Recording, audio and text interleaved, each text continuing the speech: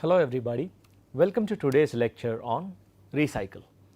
So, usually in most of the industries, the streams which leave a reactor or a particular process is not been fully converted into the desired products or has not been fully purified, and the process might still have to be done multiple times.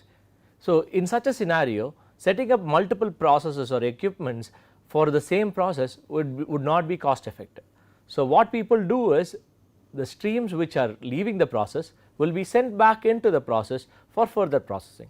So, this type of a setup is called recycle. We will talk about recycle and how it is useful for chemical and biochemical industries, and we will solve some example problems to try and understand the fundamentals of recycle when it comes to material balance calculations.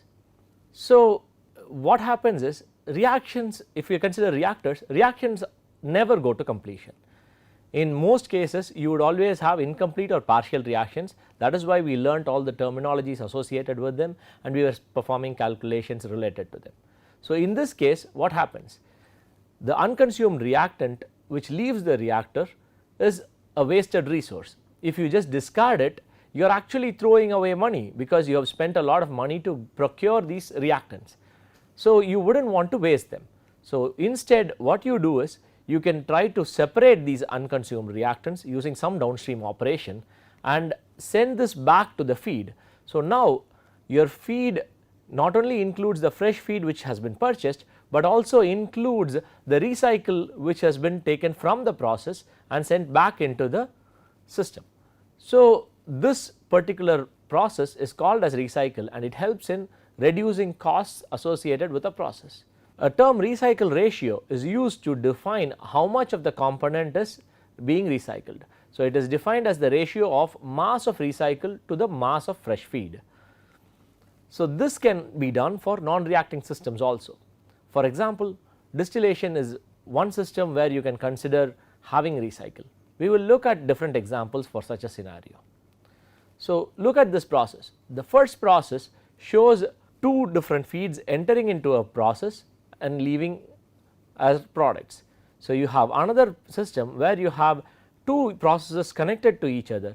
The first one has two inputs and one output, and the output for the process 1 goes into the second process and products are formed. So, what you can do here is the output of the products process 2 can actually have a separation system where products are removed and the unreacted reactants or the raw material which needs further processing can then be recycled back into the feed for the process 1. So, this is a flow chart representing how recycle systems work. So, when we talk about processes with recycle, we need to understand that they are always multi-unit processes. This is because the overall system which we consider would have the process of interest and it would also have a splitter or a separator which helps in taking some of the product stream leaving the process and sending it back to the feed, and then it would also have a mixing point where the recycle is mixed with the fresh feed which is sent to the process. So, thereby you get at least 3 separate single unit systems combining together to form the recycle system. So, we need to understand that the feed which comes in before the recycle, the feed which is sent before recycle is called as a fresh feed, and this fresh feed when mixed with the recycle forms the total feed or the gross feed which enters into a process and then goes through the process and products are removed. Here one term which we need to understand is material circulates without accumulation. What do I mean by this? Accumulation will be 0 for any system which is chosen. Let us consider a simple system for recycle. So, you have an input and an output for a process, and a splitter is used to separate out some of the product which is leaving the system and is sent back into recycle. Now, if we were to consider mass flow rates during steady state, what will happen is you will have 100 kilograms per hour entering and 100 kilograms per hour leaving the system. But the recycle stream could be anything, if the recycle ratio is 5, you would have this as 500 kilograms per hour of recycle being sent back in. So, now what you do is, if you consider this overall system, so the streams which are crossing the boundary are input which is 100 kilograms per hour and output which is again 100 kilograms per hour. So, this means there is no accumulation inside. If you were to consider a different system, so let us say you consider the system, so this is for the overall system. So, if we were to consider the mixing point, so the mixing point would then have two inputs, which is input being 100 kilograms which is the fresh feed plus 500 kilograms which is the recycle feed entering into the system, and output would be this gross feed which is basically the summation of these two, which is again 600 kilograms per hour. So, thereby this is also input equals output. So, similarly, if you were to consider this particular system which is the splitter, what you would observe is the splitter would also have an input which is equal to the mass of the gross feed. So, which would be 600 kilograms per hour, which is the gross product which is coming out, and your output would be the summation of your final product and your recycle stream, thereby being 100 plus 500 giving you 600 kilograms per hour. Again input is equal to output. So, I have considered a simple process where there is no reaction. So, I have not ignored the generation and consumption terms, but what you can see here is everywhere input is equal to output. Because of this, we understand that accumulation is 0. So, this is despite the fact that there is 500 kilograms per hour of recycle stream which is circulating within the system. However, this is not considered accumulation because it does not build up over time, it does not change with respect to time. How is this steady state achieved while keeping material in circulation without accumulation inside the system? So, let us consider the initial transient phase where you have the unsteady state of the process. So, what you have here is, in the initial phase you have this particular process where you have 100 kilograms per hour entering and 100 kilograms per hour leaving the system. So, without recycle the system is in steady state. Now, if I were to take 50 kilograms out of the product and send it back here, so what I have here is 50 kilograms per hour as recycle. So, this will now become 50 kilograms per hour. So, now the process is at unsteady state. What happens immediately after this over a period of time is this 50 adds up to this 100 and your gross feed becomes, gross now becomes 150 kilograms per hour. So, which means your gross product should also be 150 kilograms per hour, thereby if you were to continue taking only 50 kilograms in recycle, this product stream which you recover would be 100 kilograms per hour. This happens over a period of time. So, this initial period where you have unsteady state would be the transient phase of the process. So, finally, you reach steady state like this, and you can continue doing this to make sure that this particular value for recycle is built up to achieve the required recycle ratio. In the example we saw in the previous slide, we had assumed a recycle ratio of 5, thereby this was being 500. So, if you consider that, what we would be doing is, instead of leaving this as 100 kilograms leaving, we can still take out 50 of this and send it back, which means the recycle stream will now become 100 and your gross would become 200, thereby your gross product would also become 200, making sure that your final product would again be built up if you were to continue having only 100 kilograms per hour recovered as recycle. So, by doing this repeatedly, we can actually build this recycle stream to the particular desired mass we want, so that we have the desired recycle ratio, and this is done without affecting steady state. Accumulation does not happen for any of these processes. As I already explained, if you consider any system within this process, you would find that there is no accumulation. Assuming no reaction, you would always have input equals output. If you understand this particular concept, it brings in a lot of clarity when it comes to recycle systems. With that, let us move on to how we would solve a recycle problem. As I already mentioned, any recycle system is a multi-unit process.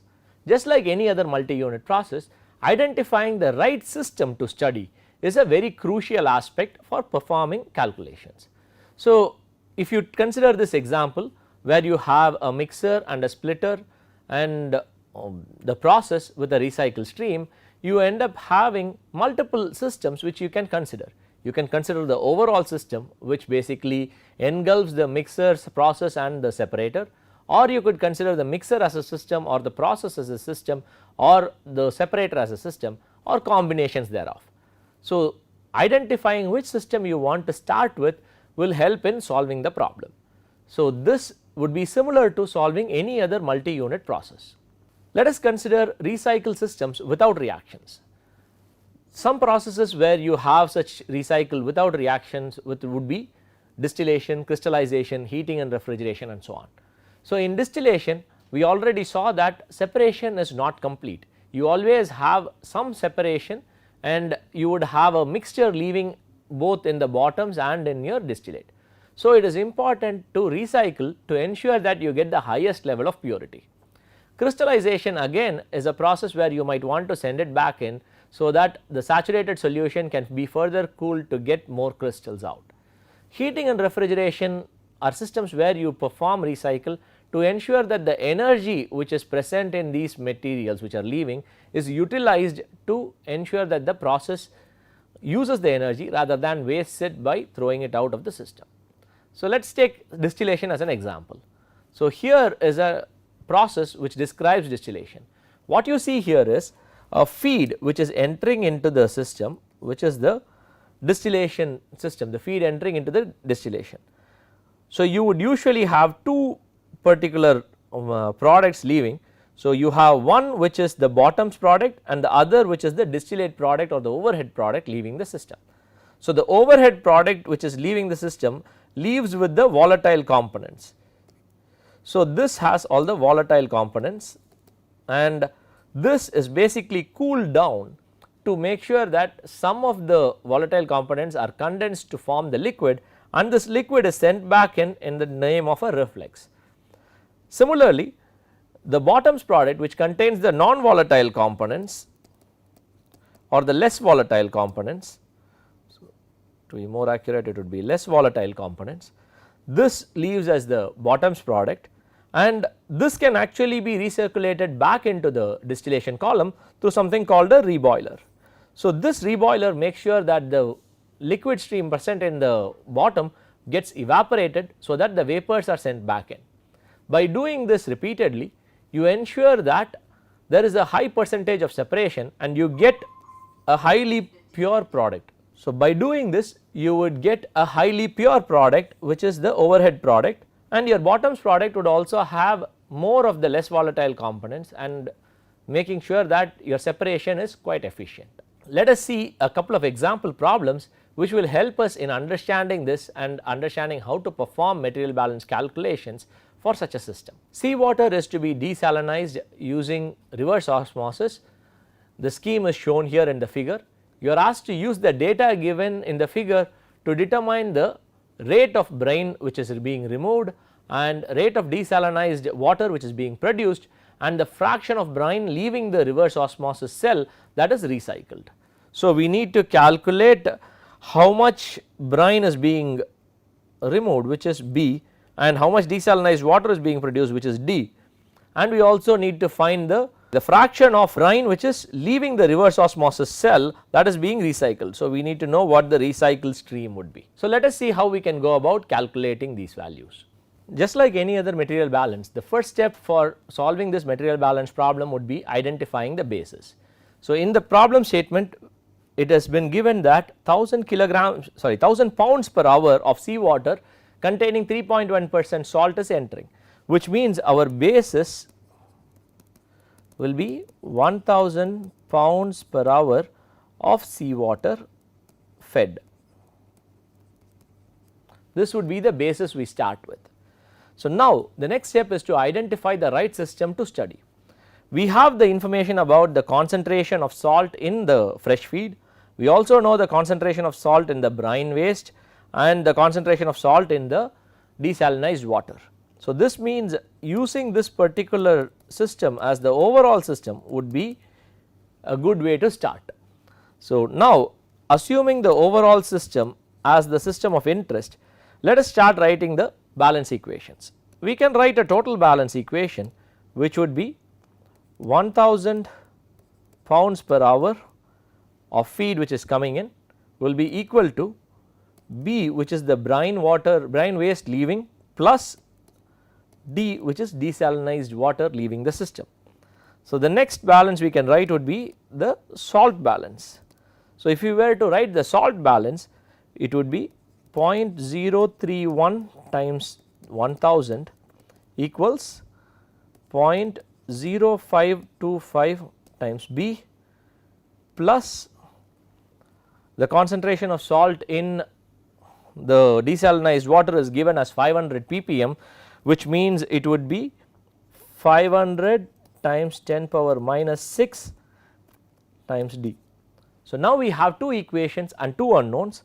Solving them we can get B and D. So, B would be equal to 586 pounds per hour and D would be equal to 414 pounds per hour. So, with this we have calculated the amount, the mass of desalinized water and the mass of brine waste which are leaving the system. Next step is to calculate the fraction of the brine leaving the reverse osmosis cell that is being recycled. For this we need to get the information about the recycle stream, we need to know the mass of the recycle stream. So, how do we calculate that? What system can we use?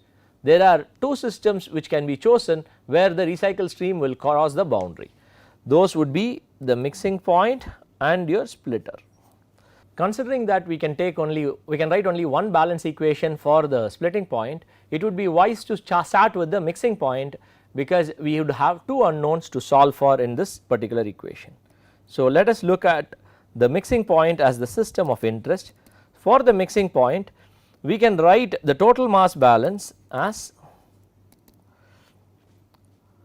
1000 plus R, which is the input, would be equal to the gross water salt water which is entering into the reverse osmosis cell. Let us call that G, and you would have a salt balance that we can write. The salt balance would basically be 0.031 times 1000 plus 0.0525 times R would be equal to 0.04 times G. So, you have two equations and two unknowns. So, using this you can solve for R, which is the recycle stream. R would be 720 pounds per hour. So, in this equation I hope you understand why I chose to write 0.0525 times R. This is because of the fact that you have a splitter here. So, if you remember from the earlier lectures, for a splitter the concentration of dissolved components does not change because only the stream is being split into multiple streams, which means the concentration of dissolved components will be the same, or the composition will be the same in all the streams which are entering and leaving the splitter. This means the concentration of brine waste, which is 5.25% salt, would be the same in the brine recycle also. So, the brine recycle would also contain 5.25% salt. Considering that, I have written 0.0525 times R as the amount of salt which is entering through the recycle stream. So, now that we have R, we can calculate the fraction recycled as 720 divided by 720 plus 586, where 586 is the amount of brine which is leaving the system. So, the total basically is 720 plus 586, giving us a fraction of 0.551. So, more than 55% of the brine waste which is actually being produced from the reverse osmosis cell is being recycled. So, only less than 45% is being thrown out as brine waste. So, hopefully you were able to follow this problem and you were able to understand the logic behind choosing the systems and understanding the compositions which have to be used for the salt concentrations. With that, let us move on to the next example problem.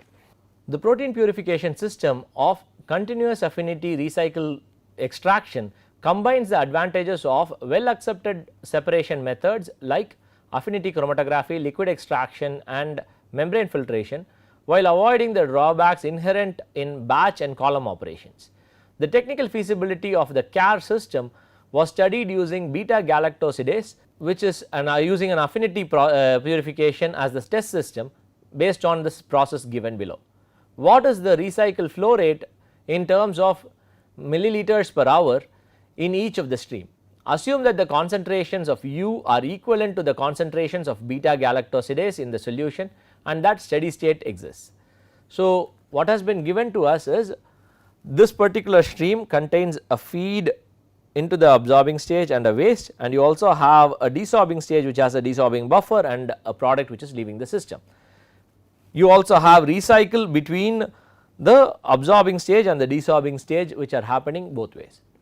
The composition of these streams are also given. You have been asked to calculate the recycle flow rate in terms of milliliters per hour. So, if you remember earlier, I had mentioned that balances have to be written only for moles or masses. We cannot write balances for volumes unless we make one crucial assumption. The assumption is the density does not change.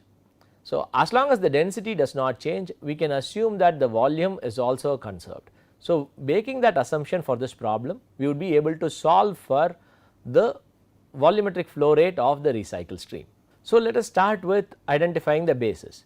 So, you have different flow rates which are given. So, your bases can basically be written as various flow rates given, which would be the given flow rates as your bases. Now, as I mentioned earlier, the assumption we make is density is a constant.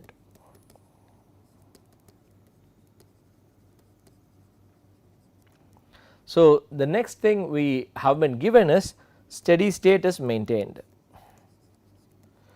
So, for steady state to be maintained for these two processes, we need to ensure that the flow rate of the feed and the waste are equal for the absorbing stage and the flow rate of the desorbing buffer and product are equal for the desorbing stage.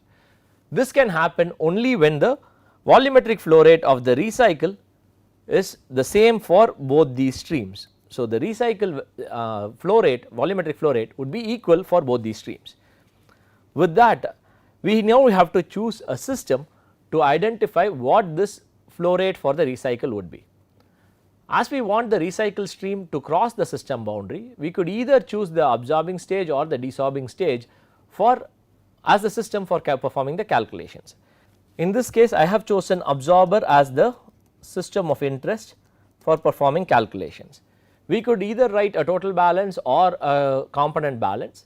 So, the total balance would not be very useful here. So, hence we would use the component balance. The total balance would be trivial. So, component balance will be useful for calculating the volumetric flow rate of the recycle stream. So, we will use the component balance which is the beta galactosidase, which is U. So, the component balance here would be beta galactosidase enters as 600 times 1.37 plus recycle times 5.2, and this leaves as 600 times 0.08 plus recycle times 19.3. So, using this balance equation, we can calculate R, which is the volumetric flow rate, as 55 ml per hour. So, this is a simple problem where we were able to perform material balance calculations to calculate the volumetric flow rate of recycle entering and leaving the system, which is the absorbing stage. So, with that, we can come to the conclusion for recycle problems without reactions. So, in the next lecture, we will talk about recycle problems with reactions, and we will also perform some tutorial problems related to recycle without reactions. Thank you.